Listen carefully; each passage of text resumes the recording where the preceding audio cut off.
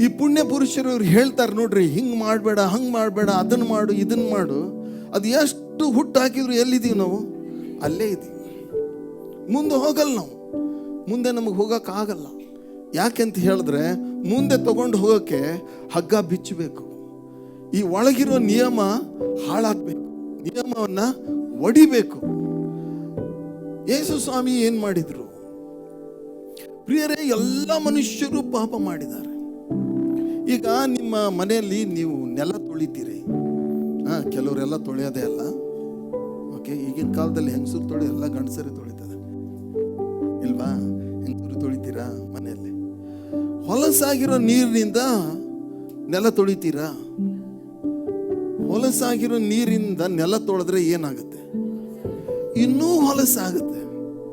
ಈ ಪಾಪಿಗಳಾದಂಥ ನಾವು ನಮ್ಮ ರಕ್ತದಿಂದ ಪಾಪನ ತೊಳೆಯಕ್ಕೆ ಹೋದ್ರೆ ಇನ್ನೂ ಏನಾಗುತ್ತೆ? ಪಾಪ ಜಾಸ್ತಿ ಆಗುತ್ತೆ. ಪಾಪರಹಿತನಾದಂಥ ಒಬ್ಬ ವ್ಯಕ್ತಿಯ ಪರಿಶುದ್ಧ ರಕ್ತ ಸುರಿಸಲ್ಪಡ್ಬೇಕಂತ ಪುರಾಣಗಳು, ಇನ್ನುಳಿದ ಧರ್ಮಶಾಸ್ತ್ರಗಳು ಹೇಳ್ತವೆ. ಅಂದರೆ ಪ್ರಜಾಪತಿ ಅನ್ನೋನು ಬರ್ತಾನೆ, ಅವನು ಏನು ಮಾಡಬೇಕು? ರಕ್ತ ಸುರಿಸಬೇಕು.